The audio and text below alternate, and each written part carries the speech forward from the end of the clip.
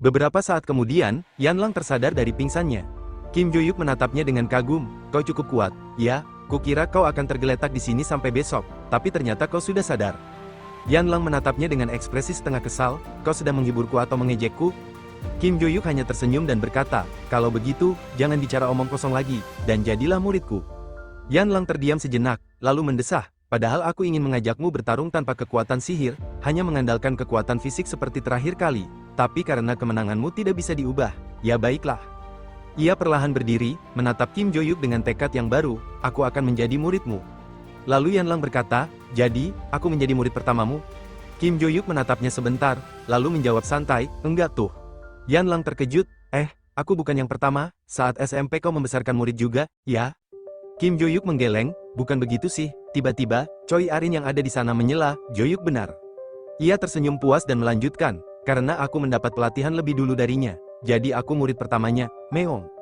Dalam hati, Kim Jo-yuk bergumam, bukan kau murid pertamaku, aku malas menjelaskan terserah saja. Sementara itu, Yanlang yang merasa kesal mendengar panggilan aneh itu langsung berseru, Meong, kau memanggilku begitu, kau sedang merajuk padaku. Choi Arin tetap santai, benar, apa kau marah padaku, Meong? Yanlang semakin kesal, nama aku itu Yanlang, jangan menyebut namaku dengan panggilan aneh seenaknya. Choi Arin dengan tenang berkata, memoangnya kenapa kalau Meong, itu nama panggilan yang imut, kan? Yanlang pun berkata dengan kesal, siapa yang kau bilang imut, kau mau mati ya? Choi Arin hanya tersenyum tenang, nama panggilan yang bagus, kan, kalau begitu, sekarang pulanglah. Kim Jo-yuk hanya mengamati mereka tanpa berkata apa-apa. Sementara itu, Yanlang masih belum puas, kenapa aku harus pergi, padahal aku belum belajar apa-apa. Choi Arin terkekeh, kau sudah mempelajari kenyataan bahwa, Meong, itu imut. Kim Jo-yuk dalam hati bergumam, pemandangan ini, entah kenapa aku merindukannya, ini yang kurasakan saat melihat murid-muridku sebelum aku bereinkarnasi. Lalu Kim Jo-yuk berkata, hei, Meong, jangan berlebihan. Yanlang langsung menoleh dengan wajah kesal, kau juga jangan ikut-ikutan memanggilku Meong. Kim Jo-yuk tetap tenang, memang benar, Choi Arin mendapatkan pelatihan lebih dulu darimu, jadi bukankah dia seniormu, jangan bersikap tidak sopan pada senior. Ia menoleh ke Choi Arin dan menambahkan, kau juga, karena sekarang sudah punya junior, tegur dia secukupnya. Choi Arin dalam hati bergumam, aku senior, Jo-yuk juga mengakuiku sebagai murid pertamanya. Choi Arin pun menghela napas dan berkata, baiklah, aku akan bersabar karena aku adalah senior. Yanlang, yang masih kesal, hanya mengepalkan tangannya dan mengertakkan giginya. Kim Jo-yuk menatapnya dan berkata, berhenti marah-marah dan pulanglah, hari ini kau terluka setelah melawanku. Yanlang menjawab dengan santai, gak terlalu sakit sih, baiklah, aku akan pulang, tapi, aku tidur di mana? Kim Jo-yuk mengangkat alis, kau belum mencari penginapan lain? Yanlang menggaruk kepalanya, ya, aku datang begitu saja ke sini karena ingin bertarung denganmu. Aku bertanya pada Seol Yeon apa yang harus kulakukan agar bisa bertarung lagi denganmu, dan dia bilang aku harus pergi ke Valhalla Korea. Kim Jo-yuk mendesah, jadi kau datang tanpa berpikir panjang hanya karena mendengar itu? Kau benar-benar gak punya rencana panjang. Ia menoleh ke Yanlang lalu melanjutkan, aku punya kamar asrama yang diberikan akademi padaku, kau bisa tidur di sana dulu. Yanlang tersenyum puas, oke. Sementara itu, Choi Arin yang mendengar itu langsung kaget dan berkata, aku benar-benar gak suka padamu, Meong. Yanlang langsung berbalik dengan kesal, kenapa kau terus seperti ini, kau benar-benar mau mati ya? Kim Jo-yuk langsung memotong, berhenti sebelum aku menghajar kalian. Saat Kim Jo-yuk berjalan pulang, ia bergumam, melelahkan, aku gak bisa latihan dengan benar karena Yanlang dan Choi Arin membuat pikiranku kacau. Ia menghela napas dan melanjutkan dalam hati, pokoknya, ada dua orang yang sudah pasti menjadi muridku. Seon masih hanya melatih kekuatan fisiknya, jadi perjalanannya masih panjang untuk mendapatkan bimbingan ilmu pedang. Sementara itu, Oh Se-yuk hanya berolahraga sendirian tanpa menunjukkan minat apapun. Kalau begitu, baru ada dua orang yang akan menghentikan rencana. Tiba-tiba, ponselnya berdering, ia melihat layar dan membaca nama peneleponnya, Adelia Ventric. Kim Jo-yuk pun mengangkat teleponnya, di ujung sana, Adelia berkata, Kim Jo-yuk, saya Adelia Ventric. Kim Jo-yuk menjawab, ya, ada apa? Adelia melanjutkan, saya menghubungi Anda karena saya sedang menyelesaikan sumbangan dan hal-hal lain yang Anda minta. Kim Jo-yuk menjawab, aku sudah mengecek sumbangan dan beasiswanya tadi pagi. Adelia bertanya, benarkah? Kalau begitu, ada hal lain yang Anda butuhkan? Kim Jo-yuk berpikir sejenak sebelum menjawab, soal itu, tolong carikan banyak kontraktor, karena 3 bulan lagi akan terjadi bencana. Adelia terkejut dan bertanya, apa? Dari mana Anda mendapatkan informasi itu? Kim Jo-yuk menjawab, jangan tanyakan sumbernya, aku nggak tahu seberapa besar skalanya, tapi yang jelas, itu akan terjadi di tempat ini. Adelia berpikir sejenak sebelum berkata, itu berarti akan terjadi di Korea? Kim Jo-yuk mengangguk. Benar, Adelia menghela napas dan berkata, baiklah, saya akan menghubungi kontraktor yang berguna di keluarga Ventric dan Guild di Korea. Kim Jo-yuk menambahkan, oke, sebisa mungkin, lakukan itu secara rahasia. Adelia melanjutkan dengan sedikit gugup, anu, Kim Jo-yuk. Kim Jo-yuk bertanya, kenapa? Adelia ragu sejenak sebelum berkata, saat konstelasi bangun, bisakah Anda menceritakan tentang kerja keras saya padanya? Kim Jo-yuk menghela napas dan berkata, si bodoh, maksudku, muridku masih tidur. Adelia menjawab, ya, saya mencoba menghubunginya, tapi tidak ada tanggapan. Dalam hati, Kim Jo-yuk bergumam, katanya dia mau beristirahat sebentar karena sudah menggunakan kekuatannya secara langsung, kan, apa dia nggak bisa pulih dalam sehari? Lalu dia berkata, baiklah, aku akan mengatakannya. Adelia terdengar lega di telepon dan berkata, terima kasih. Keesokan harinya, sepulang sekolah, di ruang latihan bertanding Valhalla, Kim Jo-yuk ikut berlari di treadmill bersama murid-muridnya. Nafasnya tetap stabil, gerakannya mantap, seolah latihan ini bukanlah sesuatu yang sulit baginya. Di sampingnya, Yanlang mulai kewalahan, nafasnya memburu, keringat bercucuran, dan wajahnya menunjukkan kelelahan yang nyata. Dia mengeluh, rasanya paru-paruku mau pecah, aku hampir mati, tahu. Kim Jo-yuk meliriknya sekilas dan berkata santai, tapi nggak mati, kan? Kim Jo-yuk melanjutkan, kau mengikuti latihan dengan baik, kukira kau akan berhenti di tengah-tengah, lanjutnya. Yanlang tersenyum lemah, tentu saja, aku nggak hanya bermain-main di istana White Lotus. Sementara itu, Kim Jo-yuk dalam hati, dia bergumam, kekuatan fisiknya sebenarnya nggak buruk, kalau begitu, haruskah aku mempercepat perkembangannya?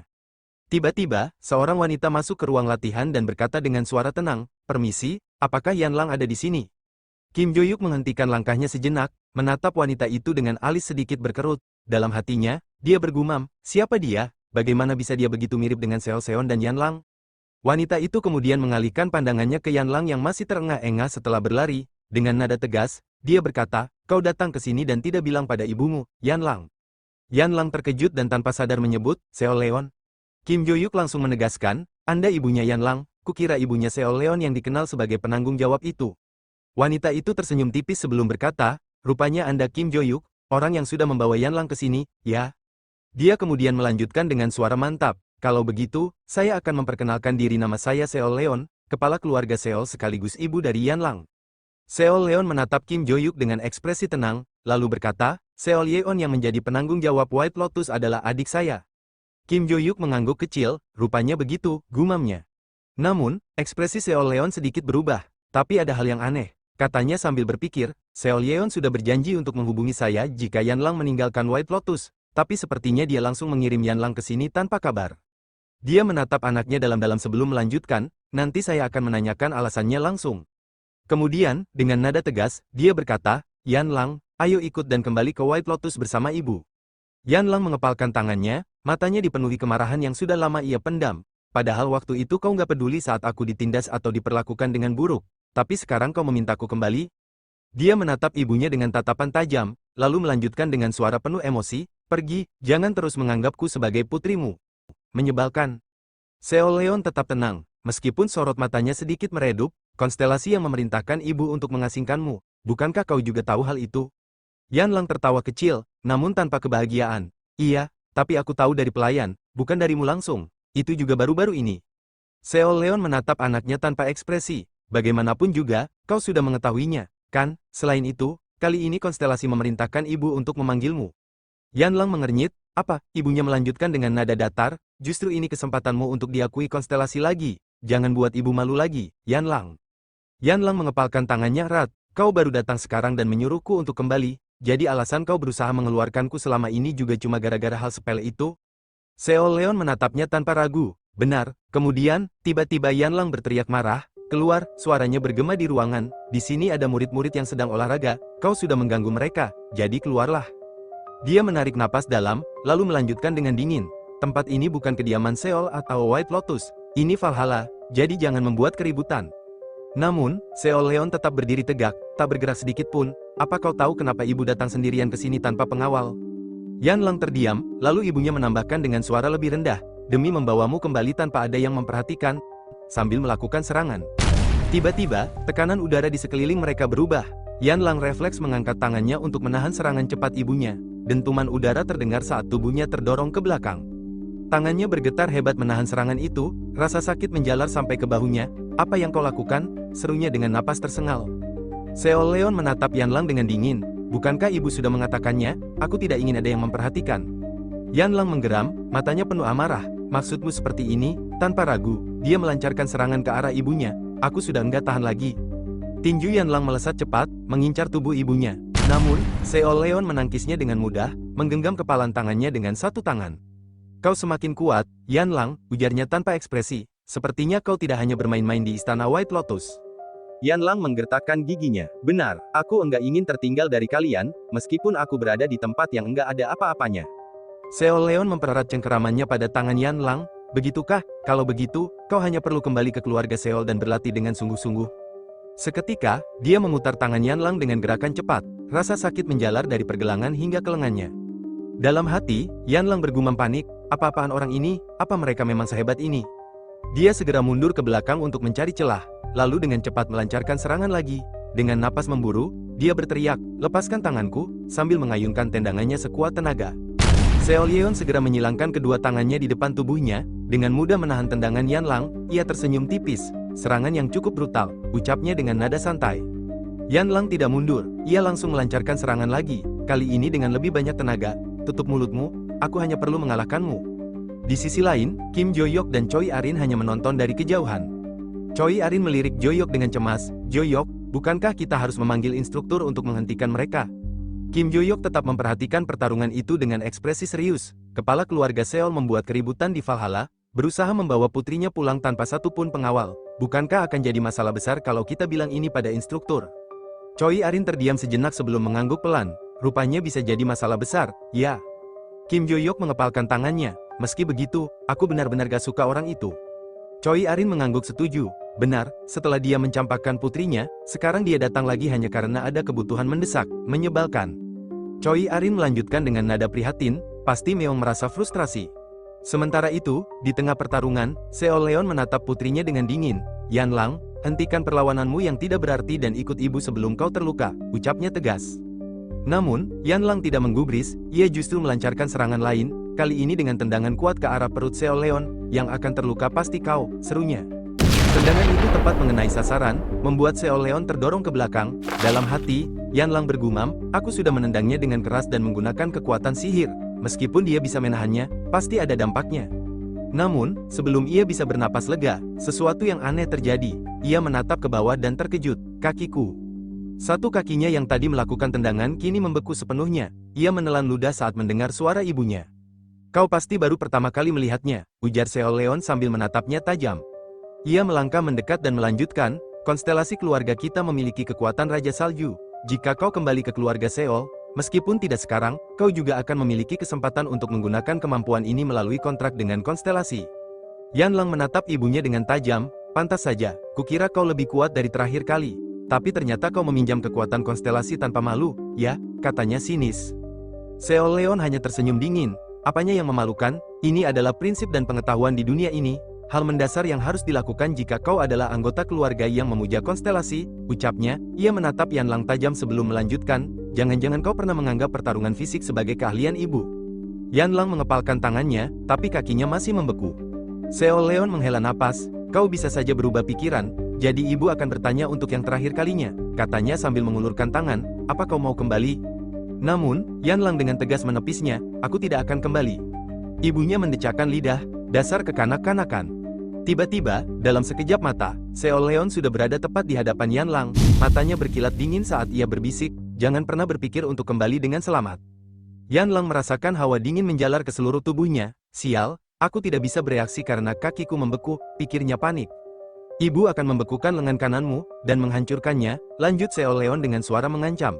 Lalu, renungkanlah sambil melihat tanganmu yang hilang. Dia mengangkat tangannya, bersiap untuk menyerang. Katakan, aku tidak akan pernah melanggar perintah keluargaku dan konstelasi lagi. Namun, sebelum serangan itu mengenai sasaran, sebuah tendangan kuat menghantam serangan Seol Leon, menepisnya dengan santai. Lalu Yanlang langsung memanggil Kim Jo-hyuk. Kemudian Kim Jo-hyuk berkata, apa yang kau lakukan? Kau serius ingin memotong tangan putrimu sendiri?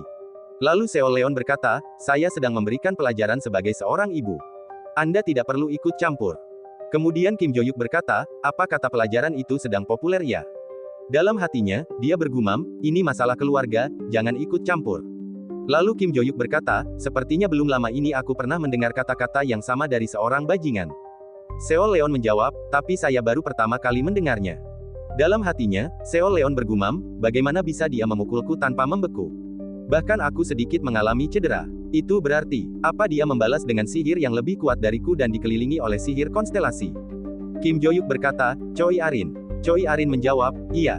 Lalu Kim Jo-yuk berkata, bawa Yan Lang ke belakang. Kemudian Yan Lang pun berkata dengan kesal, apa-apaan kau, Kim Jo-yuk?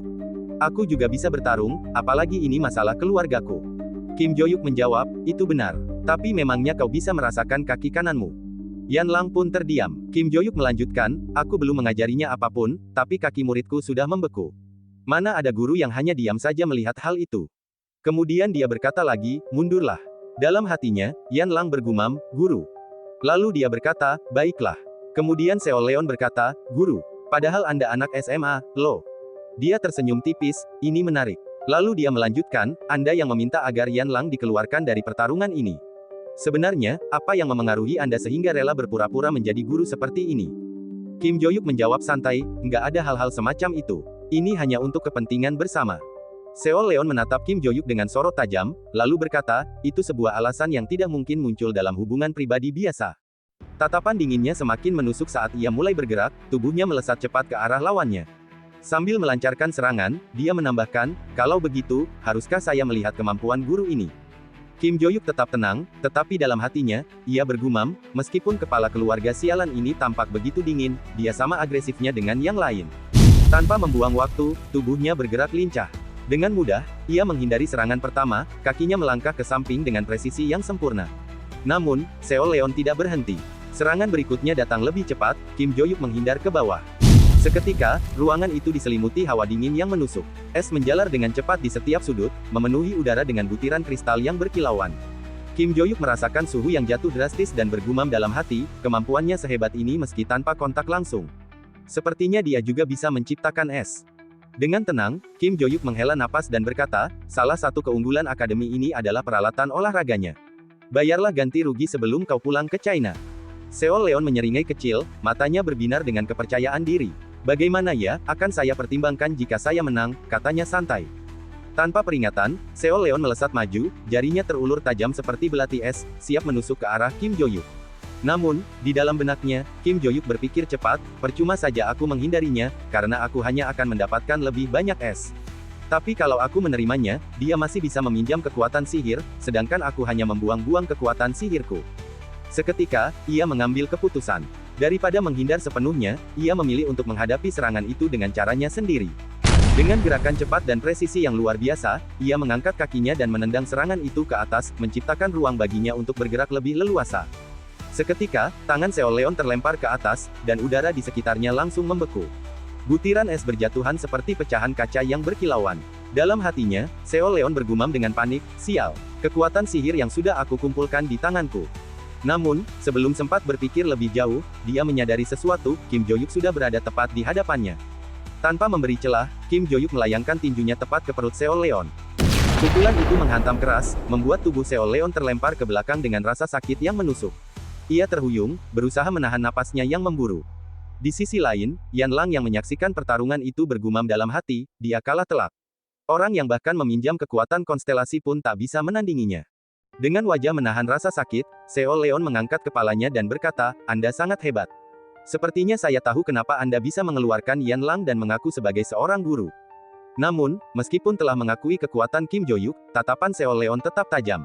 Dengan suara yang tegas, dia melanjutkan, meski begitu, terlepas dari saya yang mengakui Anda, saya tetap akan membawa Yan Lang. Kim Jo-yuk menatapnya tajam. Apa? Seo Leon menatap tajam dan berkata, karena itulah yang diinginkan oleh konstelasi kami. Kalaupun bukan saya, anggota keluarga Seol akan terus datang ke sini setelah menerima perintah. Yan Lang terkejut dan berteriak, apa? Jadi pendapatku enggak penting. Seo Leon menanggapi dengan dingin, benar. Prioritas kami adalah tujuan yang ingin diwujudkan oleh konstelasi. Karena itulah makna keberadaan keluarga Seol. Yan Lang mengepalkan tangannya, matanya bergetar penuh emosi. Lantas, apa aku harus bertarung lagi dengan keluargaku sendiri meskipun aku enggak mau? Suaranya meninggi, mencerminkan kebingungan dan kemarahannya. Hentikan sekarang juga. Namun sebelum situasi semakin memanas, Kim Jo-yuk melangkah maju dengan ekspresi serius. Bagaimana cara supaya bisa bertemu konstelasi kalian? Seo Leon terdiam sejenak, lalu mengerutkan kening. Apa? Kim Jo-yuk menatapnya tajam. Kau bilang kalian akan terus datang untuk menangkap Yan Lang karena perintah konstelasi. Kalau begitu, bukankah aku harus mengalahkan konstelasi kalian dulu? Mata Seo Leon membesar, jelas terkejut mendengar pernyataan itu. Mengalahkan konstelasi, apa Anda tahu apa yang Anda bicarakan sekarang? Seo Leon menatap Kim Jo-yuk dengan ekspresi serius. Orang bisa melihat langsung konstelasi melalui kawasan suci. Namun, hal ini jarang terjadi karena membutuhkan kekuatan sihir dalam jumlah besar. Selain itu, cara itu bisa saja merugikan keluarga. Jadi, tidak ada orang bodoh di keluarga kami yang mau mengaktifkan kawasan suci. Tapi masih ada satu cara lagi, kan? Melakukan kontrak langsung dengan relik suci dan melampaui dunia imajiner.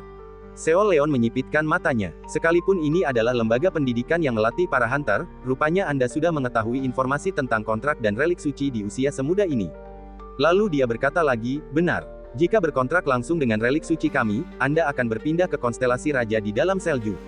Namun, suaranya menjadi lebih dingin saat melanjutkan, tapi tidak seperti dunia ini, di mana kekuatan alaminya dibatasi. Dunia imajiner hanyalah ruang untuk konstelasi. Tatapannya semakin tajam. Saat orang biasa masuk, mereka mungkin akan dihancurkan oleh dekanan konstelasi. Meski begitu, apakah Anda tetap ingin melawan konstelasi? Kim Jo-yuk tidak ragu sedikit pun. Ya, Seo Leon tersenyum tipis sebelum berdiri.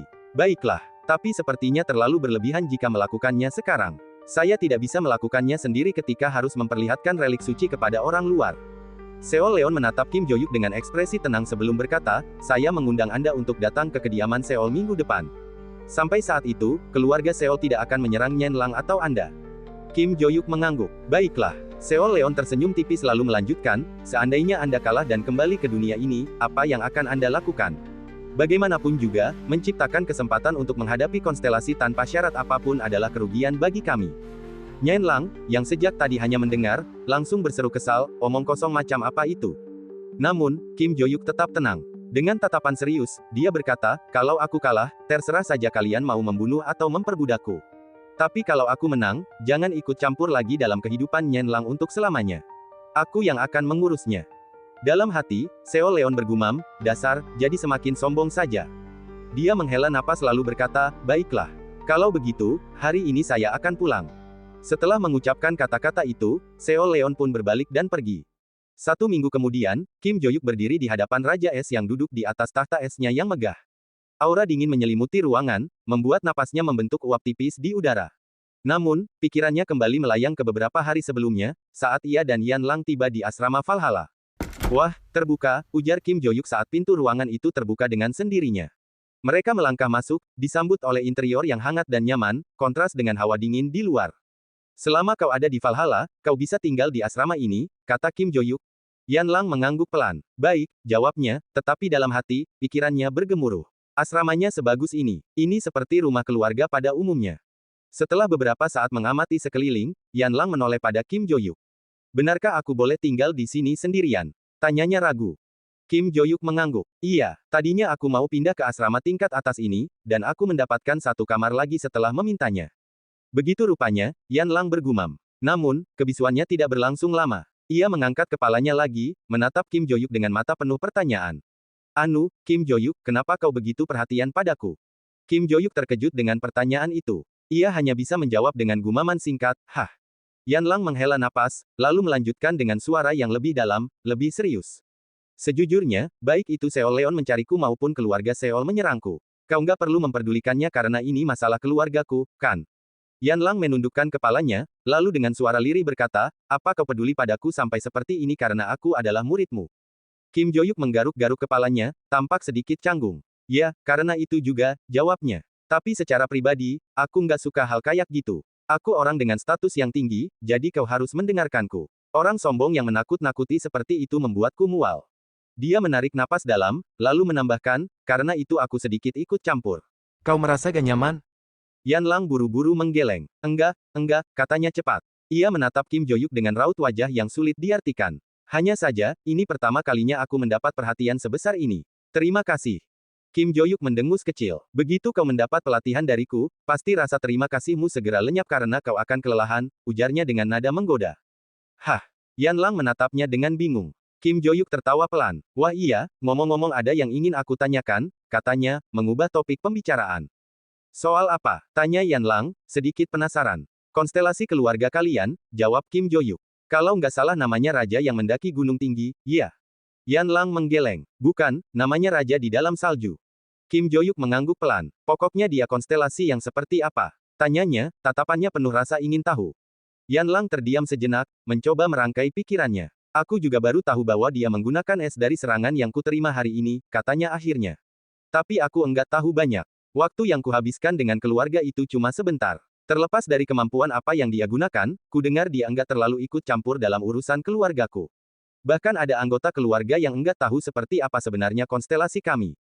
Kim Joyuk mengangkat alis, tampak heran. Benarkah? Aneh sekali, gumamnya. Meski begitu, bukankah kepala keluargamu bilang dia mendapat perintah dari konstelasi untuk membawamu? Iya, Yan Lang mengangguk pelan. Padahal enggak ada hal khusus yang bisa mengikatku dengan konstelasi.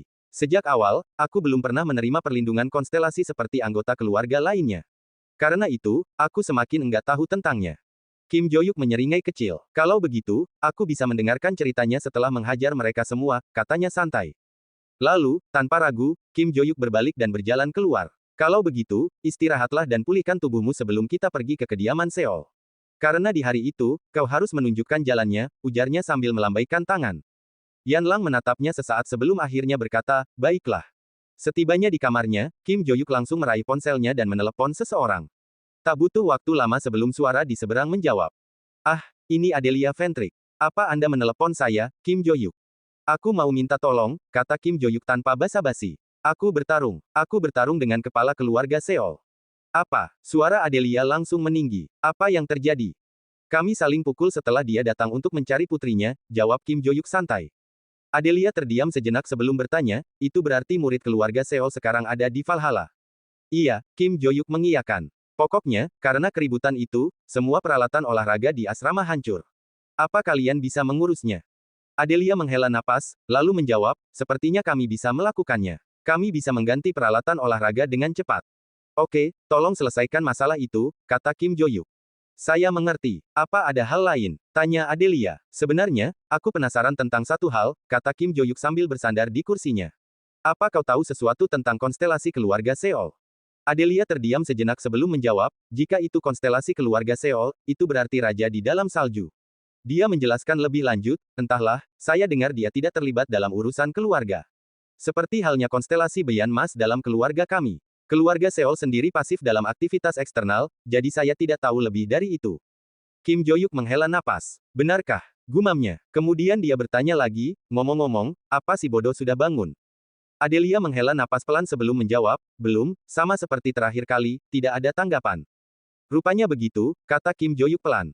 Dalam hati, Joyuk bergumam, jika konstelasi muncul, apa efek sampingnya sebesar ini? Pasti sesama konstelasi juga sulit untuk bertemu. Tiba-tiba suara Adelia kembali terdengar dari telepon. Begini, Joyuk, katanya ragu. Lalu, setelah jeda singkat, ia melanjutkan, hal yang waktu itu saya bilang.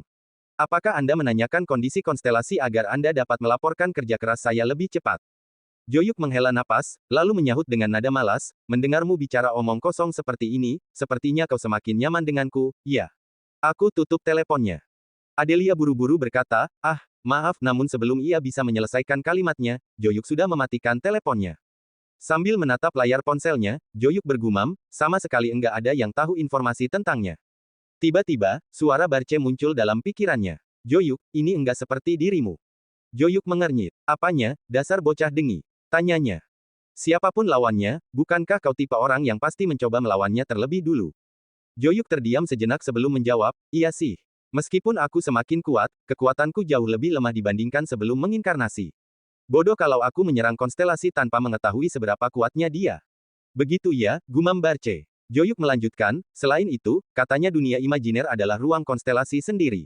Jadi mereka bisa mengeluarkan kekuatan penuh. Ia mengernyit, lalu berkata lagi, kalau begitu, kenapa dunia imajiner Barce lemah? Apalagi dengan kekuatan seperti Barce, dia seharusnya bisa menggunakan kekuatan yang sama besarnya dengan konstelasi lainnya. Barce tertawa kecil. Kalau bertarung di dunia imajiner, mungkin aku bisa memberimu sedikit tips. Joyuk menyipitkan matanya. Tips. Kekuatan di dunia imajiner itu nggak ada hubungannya dengan kekuatan fisik, ujar Barce. Lah, lantas apa? Tanya Joyuk penasaran. Kau bisa menggunakan kekuatan berdasarkan tingkat kekuatan fisik yang kau ketahui. Joyuk mendecak. Itu berarti sama saja, kan? Kau bercanda ya? Barce terkekeh. Ya, orang awam pasti merasakan hal yang sama baik di dunia luar maupun di dunia imajiner. Barce melanjutkan, tapi enggak denganmu, Joyuk. Ucapkan itu. Joyuk mengangguk pelan. Aku rasa aku mengerti apa yang kau maksud, katanya. Dalam hatinya, ia bergumam, kalau begitu, hanya satu hal yang bisa kulakukan, pergi ke keluarga Seol dan melawan konstelasi mereka. 1 minggu kemudian, Tiongkok keluarga Seol. Joyuk tiba di kediaman keluarga Seol bersama Yan Lang. Di sana, mereka disambut oleh kepala keluarga, Seol Leon. Seol Leon menyeringai. Rupanya Anda benar-benar datang ke sini. Saya kira Anda akan melarikan diri begitu saja, katanya. Joyuk menatapnya datar. Karena aku bukan orang yang enggak bertanggung jawab seperti itu, sahutnya. Lalu ia bertanya, apakah kau sudah diperbolehkan untuk menyentuh relik suci? Seol Leon mengangguk. Ikuti saya. Joyuk mengangguk dan menoleh ke Yan Lang. Kalau begitu, aku pergi ke sana dulu, katanya. Yan Lang menghela napas. Ah, baiklah, ujarnya. Setibanya di sebuah ruangan, Seol Leon membuka pintunya, memperlihatkan pemandangan yang tak masuk akal, gunung salju yang luas membentang di hadapan mereka. Dalam hati, Joyuk bergumam, apa ini? Bagaimana bisa ada pemandangan seperti ini di dalam ruangan? Tiba-tiba, Seol Leon mengambil sebuah kotak dari bawah kakinya dan menatap Joyuk dengan ekspresi dingin. Setelah kembali ke sini dari Valhalla, saya memikirkan apa yang harus Anda lakukan jika Anda kalah, katanya. Saya berpikir, bagaimana jika Anda menjadi budak keluarga Seol? Joyuk mendengus. Terserah kau saja, katanya tanpa ekspresi. Sekarang cepat berikan sarung tangan itu. Seol Leon menatapnya sesaat sebelum akhirnya menyerahkan sarung tangan berwarna biru yang bersinar dengan aura misterius. Kembali ke masa sekarang, konstelasi Raja Es menatapnya dengan tatapan sombong. Siapa kau? Tanyanya dengan suara dingin. Joyuk menyeringai. Kalau kau duluan yang memperkenalkan diri, katanya santai, akan kuberitahu siapa aku. Dalam hati, Joyuk bergumam, bedebah ini bukan muridku, tapi dia terlihat familiar. Siapa dia? Raja Es itu menatapnya tajam. Rupanya kau adalah ancaman bagi kediaman Seol. Joyuk menyeringai. Sepertinya kau mengenalku, tapi aku tidak mengenalmu. Haruskah kita saling berkenalan? Raja Es itu tertawa kecil. Kita bisa berkenalan kalau kau selamat dari serangan ini. Tiba-tiba, bongkahan es tajam melesat ke arah Joyuk. Dalam hati, ia bergumam, apa itu serangan jarak jauh? Dengan cepat, ia menghindar, bergerak lincah melewati serangan-serangan itu. Raja Es mengangkat alisnya. Hoho, kau berhasil menghindarinya. Padahal serangan ini tidak bisa dihindari dengan lompatan biasa. Rupanya kau meningkatkan jarak penghindaran dengan menggunakan kekuatan sihir. Baguslah, sepertinya kau bukan orang biasa. Perlahan, ia berdiri dari tahtanya. Aku menggunakan nama asliku, tapi aku tidak bisa mengingatnya setelah terkurung di sini. Akan kuberitahu nama panggilanku. Di luar, aku dikenal sebagai Raja di dalam salju. Joyuk merasakan hawa dingin yang menusuk tulangnya. Dalam hati, ia bergumam, apa-apaan ini? Tiba-tiba ada salju. Raja salju itu menatap Joyuk dengan tatapan dingin. Orang yang dipuja disebut Nasin, lalu orang yang menakutkan disebut Seol Gui. Jika kedua nama panggilan itu digabung, maka aku dipanggil Seol Nasin. Kim Jo-yu hanya berkata, begitu ya, aku Kim Jo-yu. Lalu Seol Nasin berkata, Kim Jo-yu, baiklah, aku akan mengingat nama itu. Sambil menggenggam tangannya, tiba-tiba muncul kristal es yang timbul di sekitar Kim Jo-yu. Dalam hati, Kim Jo-yu bergumam, apa jalan keluar lebih dulu diblokir dengan pilar es. Tiba-tiba, Seol Nasin menggerakkan tangannya lagi, dan kristal es langsung membekukan kaki Kim Jo-yu. Dalam hati, Kim Jo-yu bergumam, kristal es sulit untuk ditangani dengan tangan kosong. Kalau begitu. Tiba-tiba, dia mengambil pedangnya. Dalam hati, Seol Nasin berkata, pedang itu. Kemudian, Kim Jo-yu menghancurkan kristal es yang ada di hadapannya dengan pedang tersebut. Seol Nasin pun berkata, kau melakukan serangan balik dengan kristal es yang muncul dari tanah. Konyol sekali, es dan salju di ruang ini berada di bawah kendaliku. Kim Jo-yu berkata, begitu ya, sambil melancarkan serangan. Dia menyerang dengan pedangnya, tetapi Seol Nasin menangkisnya dengan tangan kosong, lalu langsung menggenggam pedang itu. Apa kau mencoba menghalangi pandanganku dengan kristal es dan menyerang di sela-selanya? Ide yang bagus, tapi kekuatanmu masih kurang, ujar Seol Nasin. Kim Jo-yu tersenyum, benarkah? Lalu dia berkata lagi, kau bilang kekuatanku masih kurang. Namun, saat itu tangan Seol Nasin mulai bergetar saat menahan pedang Kim Jo-yu. Kim Jo-yu menyeringai, kalau begitu, bagaimana dengan pukulan yang ini? Dengan tangan kirinya, dia melayangkan pukulan keras ke perut Seol Nasin.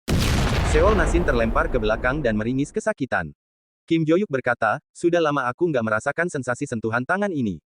Seol Nasin yang masih kesakitan berkata, serangan yang mengandung kekuatan sihir, ditambah lagi dengan pedang yang kau gunakan, kurasa aku tahu siapa kau sebenarnya. Rupanya kau, Dewa Bela Diri. Kim Jo-yuk tersenyum, yah, itu cuma nama panggilan yang diberikan seenaknya oleh murid-muridku. Tapi, ya, itu benar.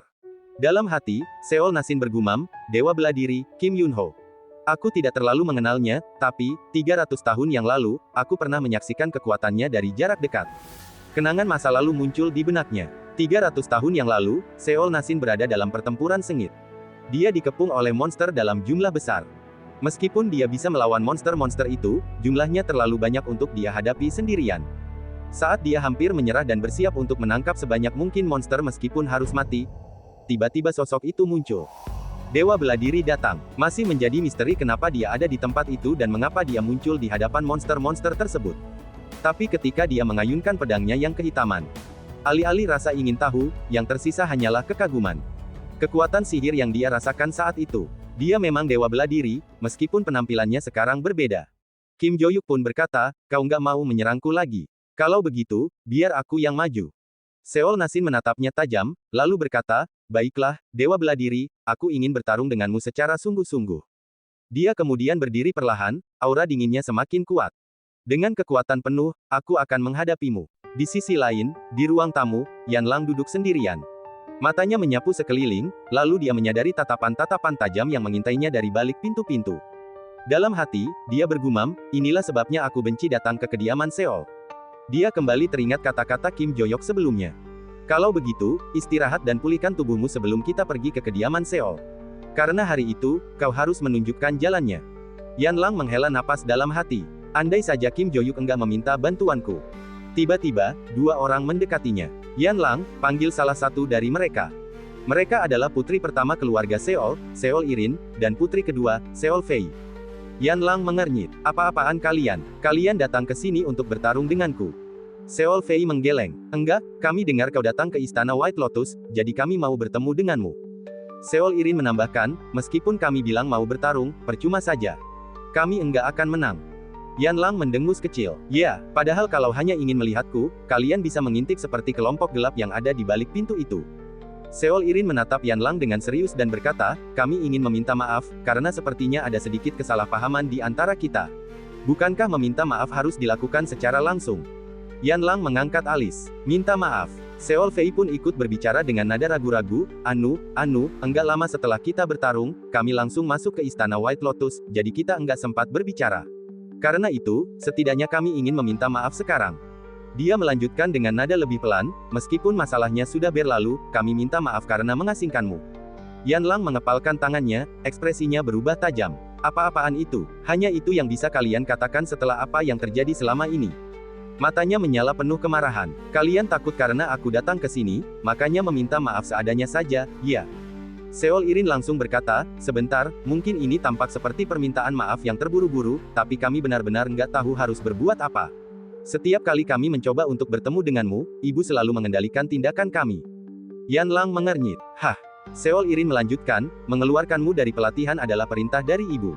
Yan Lang terkejut. Apa? Dia menatap mereka dengan tatapan penuh kebingungan. Kalian mengasingkanku bukan karena iri dan cemburu. Padahal selama ini yang ku tahu seperti itu. Seol Fei menunduk sedikit sebelum berkata, sejujurnya, memang kami sedikit iri dengan bakatmu, tapi dibandingkan rasa cemburu, rasa bangga kami padamu jauh lebih besar. Seol Fei melanjutkan, toh, sesama anak dari keluarga Seol, rasanya menyenangkan bisa bersama-sama menjadi lebih kuat. Seol Irin mengangguk dan menambahkan, tapi dalam kondisi seperti itu, ibu diam-diam memanggil kami untuk membicarakan pelatihan di masa depan. Seol Fei melanjutkan dengan nada sedikit menyesal, kami harus mengecualikanmu, Yan Lang. Seol Irin menatap Yan Lang dengan serius. Ibu bilang kau akan menjadi kandidat utama kepala keluarga berikutnya, sehingga mengancam posisi kami. Meskipun ibu akan merekomendasikan kami, para tetua pasti akan memilihmu. Dia menarik napas dalam dan berkata lagi, setelah itu, mau nggak mau kami mencoba mengecualikanmu sesuai dengan perintah ibu bersama anggota keluarga lainnya. Tatapannya melembut saat dia menambahkan, tapi ibu salah tentang satu hal. Aku dan Fei sama sekali nggak tertarik dengan posisi kepala keluarga. Seol Irin melanjutkan, kami nggak tertarik, dan lebih tepatnya, seharusnya kami nggak boleh tertarik. Yan Lang menyipitkan mata, apa maksudnya? Seol Irin tampak ragu, tetapi sebelum dia sempat menjawab, tiba-tiba suara lain terdengar dari belakang. Biar saya yang mengatakannya. Mereka menoleh dan melihat Seol Yeon berjalan mendekat dengan ekspresi tenang namun penuh arti.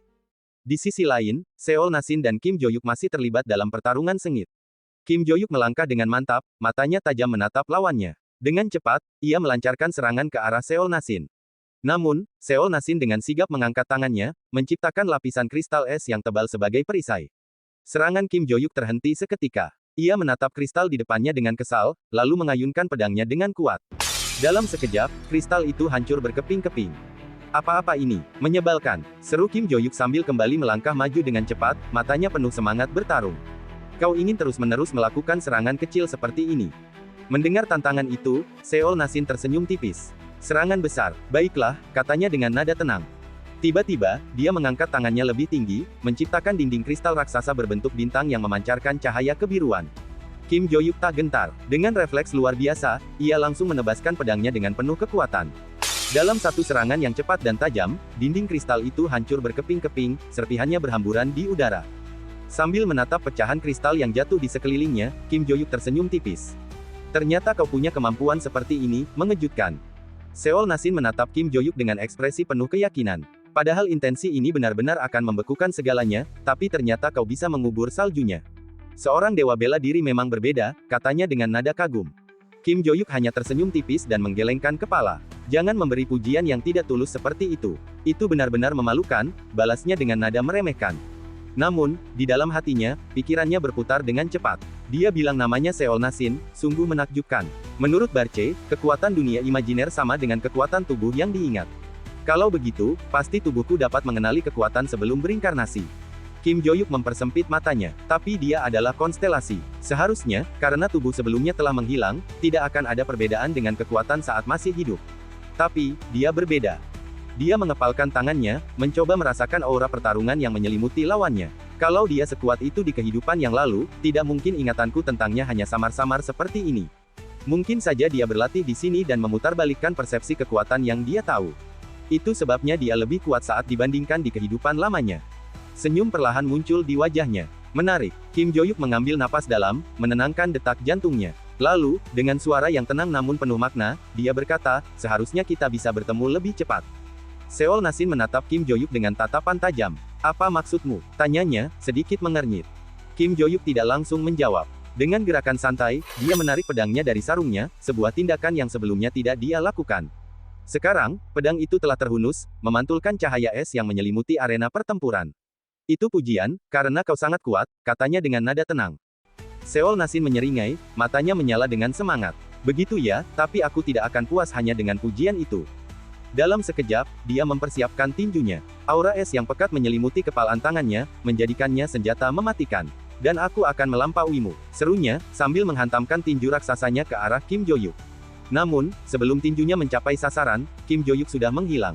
Dalam kecepatan yang luar biasa, dia muncul di belakang Seol Nasin, membuat lawannya terkejut. Seol Nasin terdiam sejenak sebelum akhirnya berkata dengan suara rendah, jangankan melampauimu, aku bahkan tidak bisa menyentuhmu. Saat kata-kata itu terucap, sesuatu yang mengejutkan terjadi. Tangan kanannya yang diselimuti es tiba-tiba hancur lebur, pecah menjadi serpihan-serpihan kecil yang berhamburan ke udara. Beberapa saat kemudian, sarung tangan itu muncul dari bawah dataran es, diikuti oleh sosok Kim Jo-yuk yang perlahan naik ke permukaan. Seol Leon, yang sejak tadi mengamati, bergumam dalam hatinya, ternyata membutuhkan waktu lebih lama dari yang kukira. Apa konstelasi sengaja mempermainkannya karena dia memiliki kekuatan sihir yang luar biasa? Namun, saat ia menatap Kim Jo-yuk lebih lama, sesuatu membuatnya terkejut. Apa itu? Pikirnya, sekalipun hanya pikirannya yang diserang dalam dunia imajiner. Tapi dia baik-baik saja, bagaimana mungkin? Dia menghela napas dan akhirnya berkata, Kim Ja-yuk. Kim Ja-yuk menoleh dengan ekspresi santai, ah, iya, jawabnya. Kemudian, dengan nada ringan, dia menambahkan, aku berhasil mengalahkan konstelasi kalian. Seol Leon terkejut, matanya membelalak. Apa, serunya, candaan macam. Namun, sebelum dia bisa menyelesaikan kata-katanya, sebuah sistem tiba-tiba muncul di hadapannya. Raja di dalam salju menyatakan bahwa dia dengan tulus mengakui Kim Ja-yuk. Seol Leon menatap sistem itu dengan penuh keterkejutan. Apa, pikirnya, dia benar-benar mengalahkan konstelasi? Tidak mungkin, konstelasi perlindung keluarga Seol, tidak mungkin kalah dari seorang anak SMA. Kim Jo-yuk pun dengan santai berkata, kalau aku tampak berbohong, kau bisa menanyakannya lagi pada konstelasi kalian, kan? Seol Leon, yang sejak tadi mundur ke belakang, masih tak percaya dengan apa yang baru saja terjadi. Namun, sebelum ia sempat berkata apapun, tiba-tiba Kim Jo-yuk menepuk bahunya dengan ringan sambil berkata, "Ah, dan kau akan berhenti mengganggu Yanlang kalau aku berhasil mengalahkan konstelasimu, kan?" Dengan tatapan tajam dan mata yang sedikit memerah, Kim Jo-yuk tersenyum sinis, suasana seketika berubah tegang. Beberapa saat kemudian, Kim Jo-yuk sudah berada di ruang tamu. Ia membuka pintu dan berkata, "Hei, ayo kita pergi." Yanlang, yang tampak masih bingung, menoleh, Namun, saat melihat ruangan penuh dengan orang, Kim Jo-yuk mengangkat alis dan bertanya, "Kenapa kalian semua berkumpul?" Seol Yeon, yang berdiri di tengah ruangan, menatapnya dengan ekspresi datar, "Kita bertemu lagi, Kim Jo-yuk, saya tidak menyangka kita bertemu lagi di sini." Kim Jo-yuk tersenyum kecil, "Anda Seol Yeon, saya juga tidak menyangka akan bertemu Anda di sini." Yanlang, yang merasa situasinya semakin aneh, bertanya, "Apa urusanmu sudah selesai?" Kim Jo-yuk mengangguk santai, "Iya, nanti aku ceritakan di luar. Di sini terlalu banyak mata yang mengawasi." Saat dalam perjalanan pulang, Yanlang memandang Kim Jo-yuk dengan sedikit rasa penasaran dan berkata, "Melihatmu kembali lebih cepat, rupanya kau kalah ya." Kim Jo-yuk yang mendengar itu langsung terkejut, "Hah?" Yanlang melanjutkan, "Pasti kau kelelahan, kan? Kau bahkan bukan orang yang mendapat perlindungan dan harus melawan konstelasi langsung." Kim Jo-yuk mengangguk pelan, "Yah, itu benar sih." Yanlang kemudian bertanya lagi, "Apa Seol Leon memberikanmu syarat karena kalah?" Kim Jo-yuk menatapnya sejenak sebelum menjawab, "Dia memintaku untuk menjadi budak keluarga Seol." Yanlang sedikit terkejut dan berkata, "Kalau begitu, kedepannya kau harus mengerjakan tugas budak keluarga Seol." Kim Jo-yuk tersenyum tipis, entahlah, dalam hatinya, dia bergumam, reaksinya lucu sekali, sampai kapan aku harus membiarkannya, ya? Kemudian, Yanlang melanjutkan pembicaraannya, "Seharusnya aku menghentikanmu. Kali ini aku sudah mendengarnya dari kakak dan bibiku, Seol Leon adalah orang gila yang mempertaruhkan nyawanya demi posisi kepala keluarga." Yanlang melanjutkan ceritanya dengan nada datar, tetapi jelas menyimpan emosi di dalamnya. Sejak kecil, dia sudah menunjukkan ambisinya terhadap posisi kepala keluarga. Karena itu, bibi Seol Yeon, yang menyadari hal itu sejak awal, memilih untuk berhenti bersikap serakah. Tapi, setelah menjadi kepala keluarga, keserakahannya tidak pernah berakhir. Dia ingin mempertahankan posisinya selamanya. Kim Jo-yuk tetap diam, mendengarkan dengan saksama. Dia bahkan melahirkan anak-anaknya sendiri sambil mengawasi para ketua kediaman. Seol Leon menganggap anak-anaknya bukan keluarga, melainkan ancaman yang bisa merebut posisinya. Karena itu, dia mengurung mereka dalam pengawasan ketat agar tak bisa berbuat apa-apa. Nada suara Yanlang semakin dingin. "Dalam kasusku, dia melihat bakatku sebagai ancaman dan mulai mewaspadainya sejak awal. Maka dari itu, dia membuat kakak-kakakku serta anggota keluarga lainnya mengucilkanku. Anehnya, bahkan konstelasi pelindung keluarga pun seolah berpikir sama." Kim Jo-yuk menatapnya dalam diam. Yanlang menghela napas sebelum melanjutkan, "Bukankah itu konyol? Padahal sejak awal aku sama sekali tidak tertarik dengan posisi kepala keluarga." Kim Jo-yuk mengangguk pelan dan berkata, "Jadi itu yang sebenarnya terjadi." Kemudian, dia tersenyum kecil dan melanjutkan, "Padahal, aku sempat ingin membiarkanmu salah paham untuk sebentar saja, tapi kurasa itu tidak akan ada akhirnya." Kim Jo-yuk lalu menatap Yanlang dengan tajam sebelum berkata, "Aku berhasil mengalahkan konstelasi kalian." Yanlang terdiam sejenak, lalu menatapnya dengan mata membelalak. "Apa?" tanyanya dengan nada tidak percaya. Yanlang menatap Kim Jo-yuk dengan ekspresi tidak percaya sebelum berkata, "Kau bercanda, kan, Kim Jo-yuk?" Namun, Kim Jo-yuk hanya menghela napas dan menjawab dengan tenang, "Aku gak bercanda dengan hal kayak gini." Dia lalu menatap Yanlang tajam sebelum melanjutkan, "Bukankah sejak awal kekacauan ini terjadi karena konstelasimu yang langsung memanggilmu ke White Lotus?" Yanlang terdiam sejenak, lalu mengangguk pelan, "Iya sih." Kim Jo-yuk tersenyum tipis dan berkata lagi, "Ada yang aneh. Kalau mendengar penjelasanmu, konstelasimu tampaknya tidak terlalu peduli dengan urusan keluargamu." Yanlang mengerutkan keningnya, tampak berpikir. Kim Jo-yuk melanjutkan, "Karena itu, aku langsung bertanya padanya."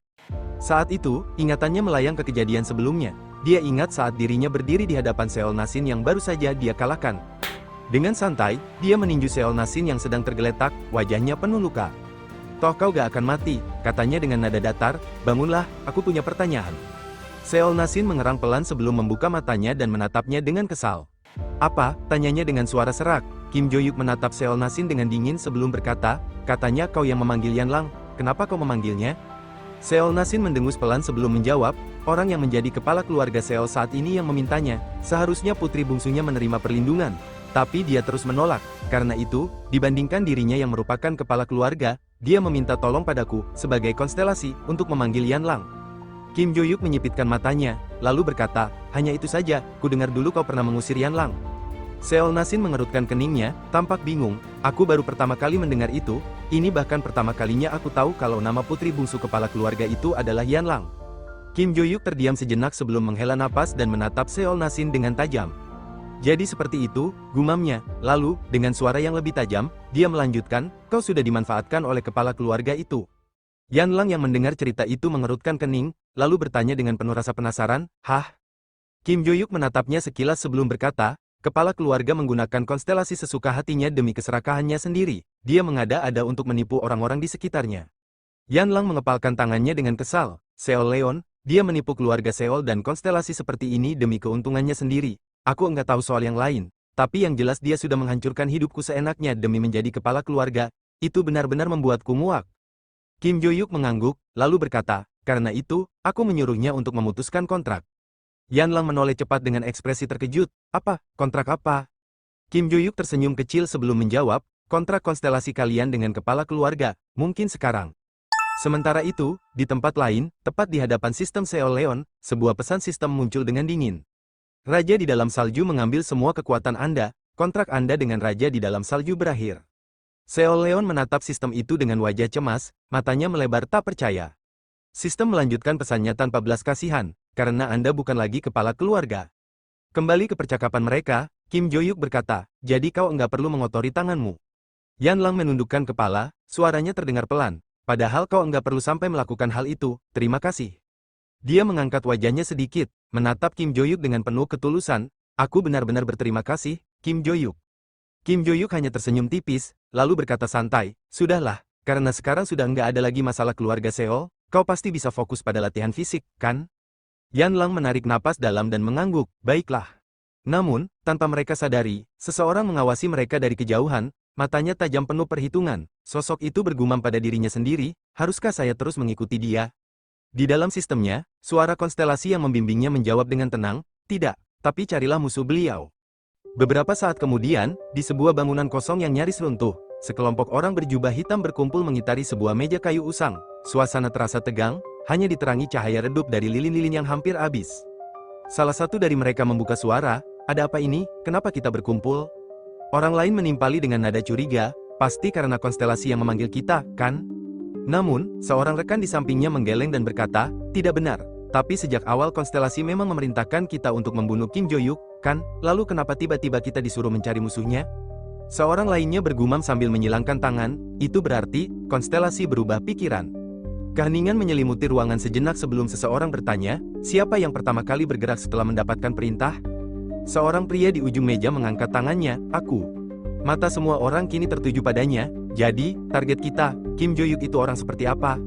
Pria itu menghela napas, lalu menjawab dengan nada yang terdengar ragu, dia, orang yang aneh, aku mengikuti Kim Jo-yuk dan menyelidiki informasinya dengan caraku sendiri. Pria itu melanjutkan dengan nada serius, yang mengejutkan, aku tidak bisa menemukan informasi apapun tentang dirinya, semua yang kudapat hanya sebatas dia dibesarkan di panti asuhan, tanpa ada catatan siapa orang tuanya, tidak ada sesuatu yang istimewa dalam latar belakangnya, informasi ini diberikan oleh perusahaan riset yang terpercaya, jadi tidak diragukan lagi. Orang yang tadi bertanya mengangguk pelan, begitu, ya. Pria itu melanjutkan, setelah itu, aku hanya mengikutinya dan menunggu perintah konstelasi untuk membunuhnya. Tapi yang terjadi malah di luar dugaan, dia berhasil mengalahkan anak dan kepala keluarga Seol. Wanita bertopeng yang sejak tadi mendengarkan pun tersentak kaget, apa? Di hadapannya, pria tadi mengangguk dan menjelaskan lebih lanjut. Karena itu, perintah konstelasi untuk membunuhnya ditunda. Setelah dia mengalahkan konstelasi pelindung keluarga Seol, perintah itu diubah menjadi perintah untuk menemukan musuhnya. Orang lain di ruangan itu berbisik dengan nada tak percaya, bahkan dia bisa mengalahkan konstelasi pelindung. Pria yang menjelaskan mengangguk dengan ekspresi serius. Benar, setelah itu, dia menatap sistemnya dan aku sempat mendengar sesuatu dari sistemnya sendiri. Iblis perang menanyakan apakah batu penyimpanan telah siap. Lalu dia menjawab, ya, semua sudah siap.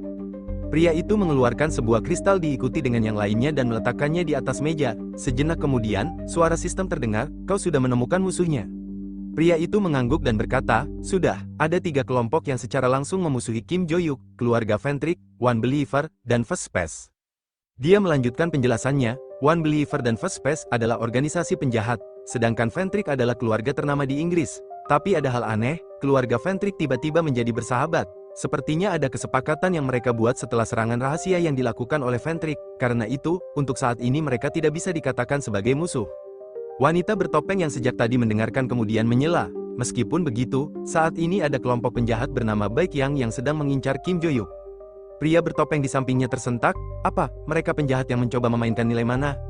Wanita bertopeng itu mengangguk, ya, sepertinya begitu.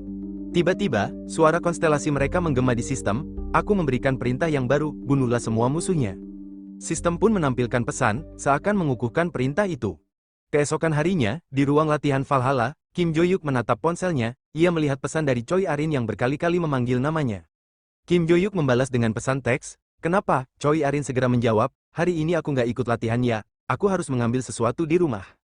Kim Jo-yuk menatap pesan itu sejenak, lalu membalas singkat, oke. Dalam hati, ia bergumam, mengambil sesuatu, ya, apa itu sesuatu yang penting? Sambil meletakkan tasnya di dalam loker, ia berpikir lagi, kalau itu memang penting, kuharap dia mengambil sesuatu seperti relik suci, karena mungkin saja konstelasi keluarga Choi Jin adalah muridku. Ia mengingat kembali pertarungannya dengan konstelasi keluarga Seol. Setelah itu, ia sudah memeriksa relik suci yang dikumpulkan keluarga Seol, tetapi tidak menemukan sesuatu yang benar-benar istimewa. Saat mulai melakukan pemanasan bersama murid-muridnya, pikirannya kembali melayang, bencana juga tinggal sebentar lagi, kalau mengingat menara kemenangan, satu persatu muridku semakin berharga. Waktu terus berjalan, dan ia tahu bahwa ada relik suci yang dimiliki White Lotus. Namun, ia menghela napas dan bergumam pelan, kuharap aku bisa pergi ke sana, tapi rasanya merepotkan sekali. Saat Kim Jo-yuk bersiap untuk memulai latihannya, tiba-tiba seseorang berkata, apa benar Anda, Kim Jo-yuk? Ia menoleh dan melihat seorang pria bertopeng menghampirinya. Dalam hati, Kim Jo-yuk bergumam, topeng hewan, jangan-jangan.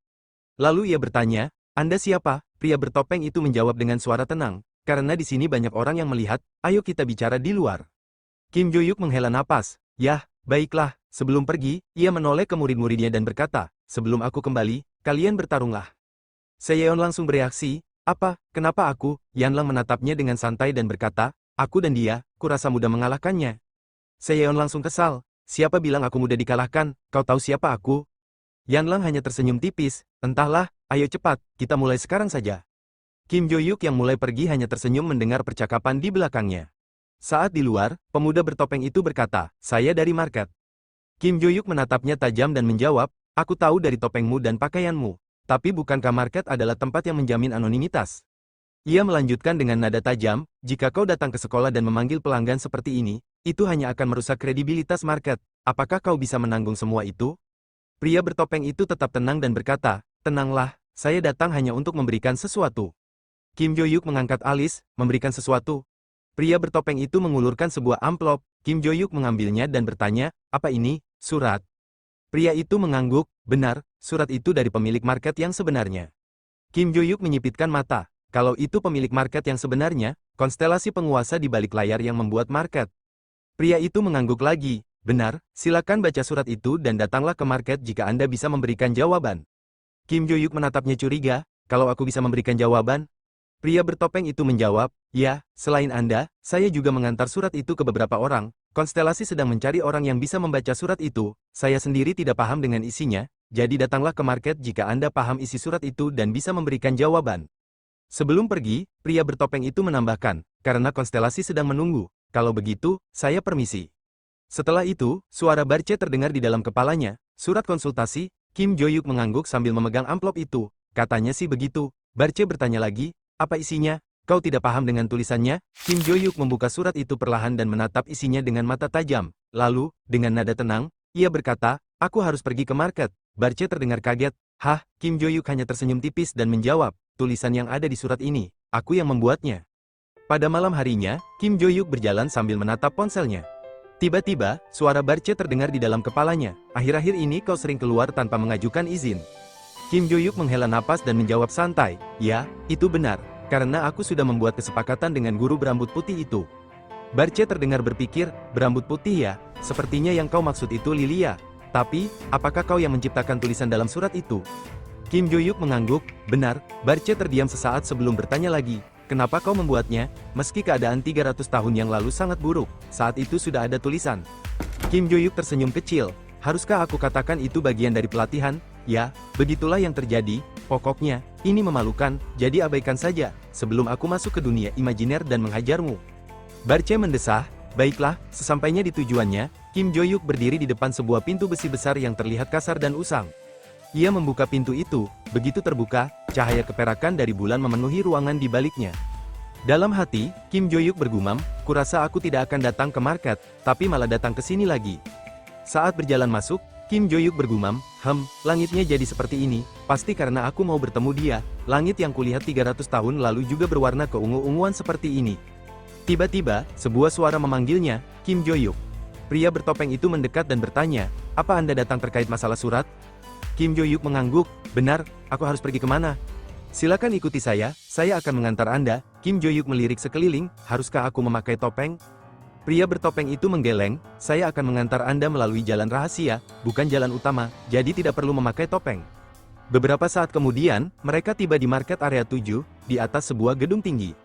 Kim Jo-yuk menatap sekitar dan bergumam dalam hati, kucing hitam itu tidak ada.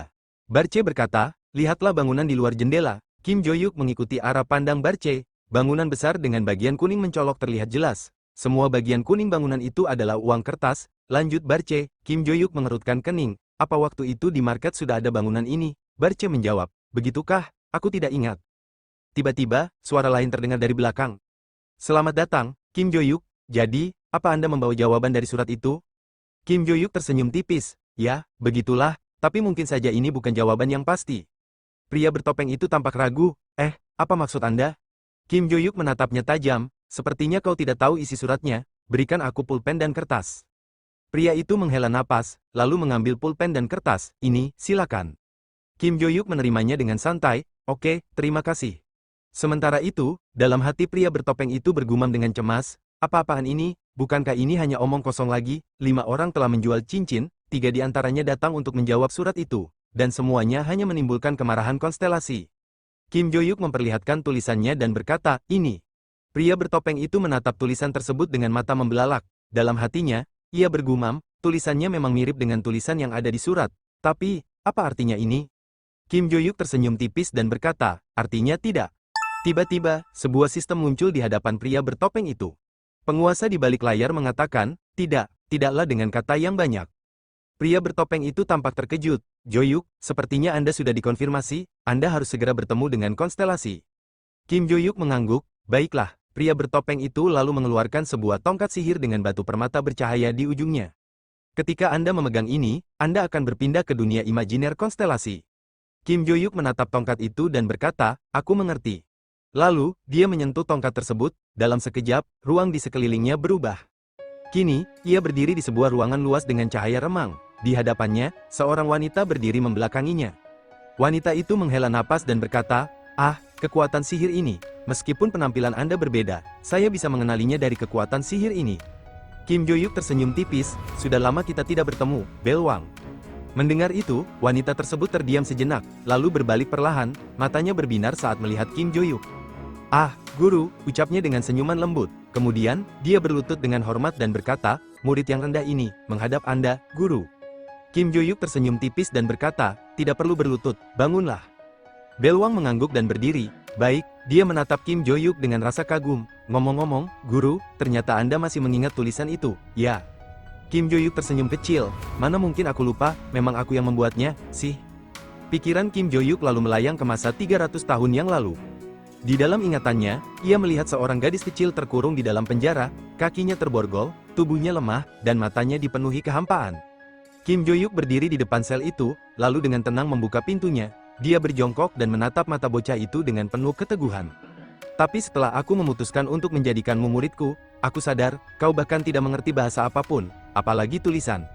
Bocah itu hanya menatapnya kosong, tanpa sepatah kata pun, satu-satunya cara dia berkomunikasi hanyalah dengan anggukan dan ekspresi wajah yang minim. Kim Jo-yuk mengingat bagaimana bocah itu dulu bahkan menolak untuk mempelajari huruf asli. Awalnya, kau bahkan menolak belajar membaca dan menulis, katanya, mengingat kembali masa itu, jadi, aku mengajakmu untuk menciptakan tulisan bersama, itu pertama kalinya aku mengajarimu sesuatu. Dalam kenangan itu, bocah itu perlahan mulai tertarik dengan tulisan yang mereka buat, garis-garis sederhana yang akhirnya membentuk sesuatu yang bermakna. Kim Jo-yuk kembali tersenyum tipis, aku berinvestasi dengan pemikiran bahwa, begitu kau tertarik menulis, kau akan lebih mudah mempelajari bahasa asli, dan dengan begitu, aku juga bisa mengajarimu bela diri. Kim Jo-yuk menatap Beluang dengan ekspresi datar saat muridnya itu tertawa kecil. Saya jadi bisa berbicara dan membaca, ini semua berkat guru, kata Beluang penuh rasa syukur. Kalau begitu, Anda mengerti isi surat itu, kan? Kim Jo-yuk menghela napas, iya, surat itu berisi, saya ingin bertemu guru, jika kita bertemu, maukah Anda menikah dengan saya, itu yang tertulis. Beluang membelalakkan mata, lalu, apa jawaban guru? Kim Jo-yuk menjawab dengan santai, makanya aku memberi jawaban, tidak. Beluang langsung mendekat dengan ekspresi penasaran, kenapa? Kim Jo-yuk menatapnya dengan kesal, kenapa lagi, aku tidak punya waktu untuk hal-hal seperti itu sekarang, pelan-pelan aku akan menceritakannya, yang jelas, dunia saat ini sama berbahayanya dengan 300 tahun yang lalu. Beluang menundukkan kepalanya dengan ekspresi sedikit kecewa, baiklah, jika itu masalahnya, saya tidak punya pilihan lain untuk sekarang. Kim Jo-yuk hanya berdehem, berusaha menghindari pembahasan lebih lanjut. Ngomong-ngomong, guru, apa Anda melihat gedung yang ada di luar? Ah, gedung yang dibuat dengan uang itu, aku melihatnya, sih, kenapa? Beluang tersenyum bahagia, semua gedung itu milik guru, kedepannya, Anda bisa tinggal di sana. Kim Jo-yuk langsung menatapnya dengan ekspresi tak percaya, hah, aku tidak mau. Beluang mengedipkan mata, kenapa? Lalu, seperti anak kecil yang penasaran, dia mulai mengitari gurunya sambil terus bertanya, kenapa, kenapa, kenapa? Kim Jo-yuk menatapnya dengan kesal, lalu menggerutu dalam hati, dasar berdebat ini, ia jadi semakin parah selama kami tidak bertemu. Melihat tingkah laku Balwan yang terus berputar-putar mengelilinginya dengan penuh antusias, Kim Jo-yuk hanya bisa menghela napas dan berkata dalam hatinya, benar, karena inilah aku memberimu nama Balwan, orang yang mudah marah dan bersemangat berlebihan. Ia menggerutu pelan, merasa bahwa jika terus dibiarkan, muridnya ini akan semakin menjadi-jadi. Kenapa, kenapa? Balwan masih terus bertanya dengan nada penasaran. Tiba-tiba, Kim Jo-yuk mengangkat tangannya dan menjentikkan kening Balwan dengan cukup keras. Sadarlah, katanya tegas. Balwan meringis sambil memegangi dahinya, aduh, guru. Namun, sebelum muridnya bisa mengeluh lebih jauh, Kim Jo-yuk melanjutkan, dinginkan kepalamu itu, jangan menggebu-gebu seperti ini setiap saat. Balwan, yang masih merasa perih di keningnya, mengerucutkan bibir dan berkata, guru, apakah Anda tidak menyukai hadiah saya? Ia menatap gurunya dengan wajah sedikit memelas, ini sesuatu yang diinginkan guru, kan? Kim Jo-yuk menatapnya dengan ekspresi datar, aku menginginkan gedung yang dibangun dengan uang, tanyanya memastikan. Dengan yakin, Balwan mengangguk, iya, pada 300 tahun yang lalu, Kim Jo-yuk teringat sebuah percakapan yang pernah terjadi. Ia pernah berkata, aku ingin tinggal di bangunan yang terbuat dari uang. Balwan yang mendengarnya saat itu bertanya bingung, bangunan yang terbuat dari uang?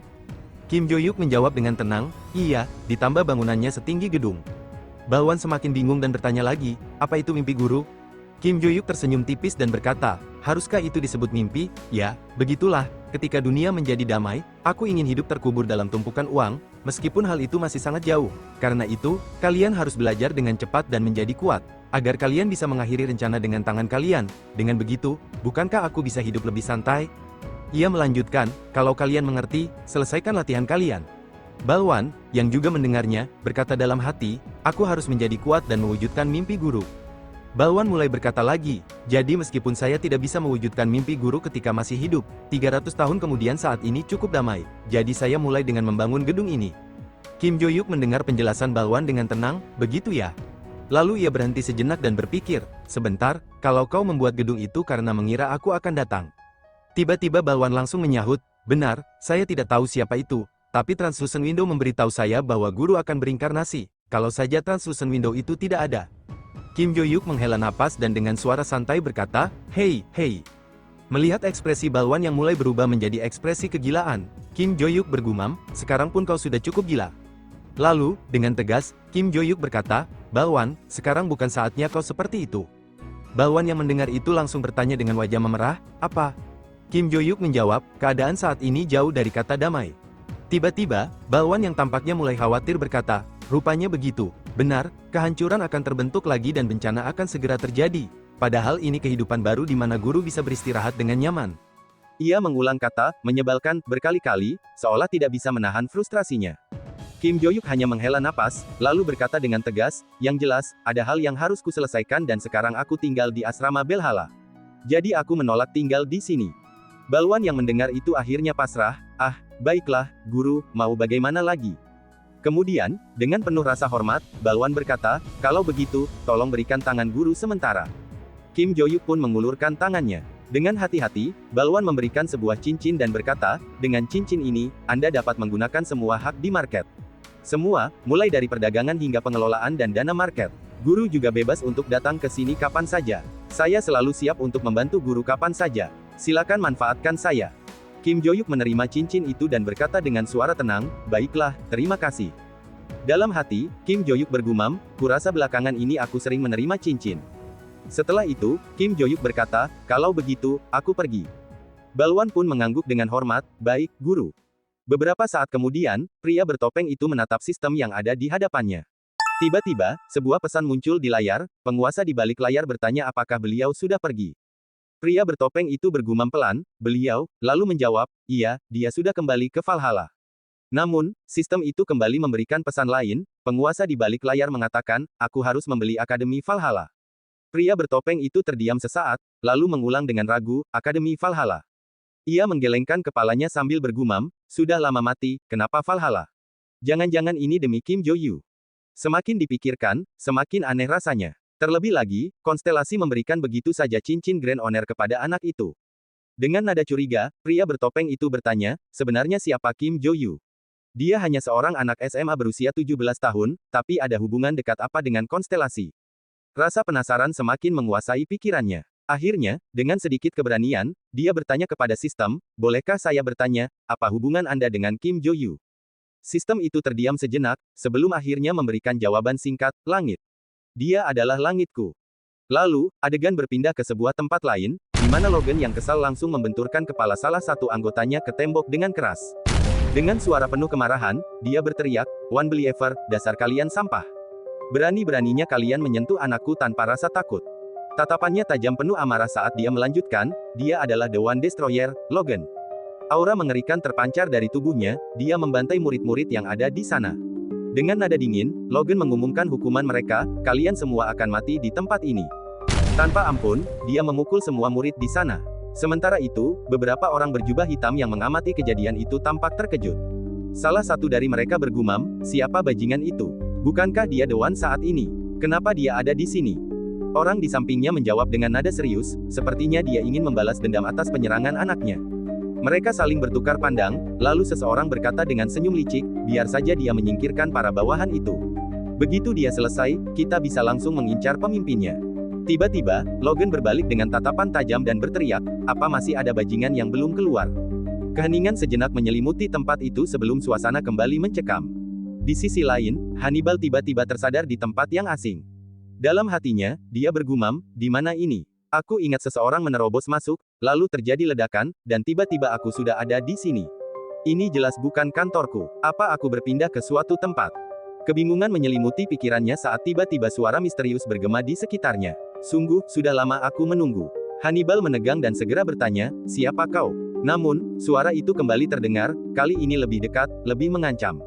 "Dengar baik-baik, suara detak jantungmu." Hannibal tersentak, matanya melebar saat menyadari sesuatu yang mengerikan. Dengan tangan gemetar, dia melihat jantungnya bolong.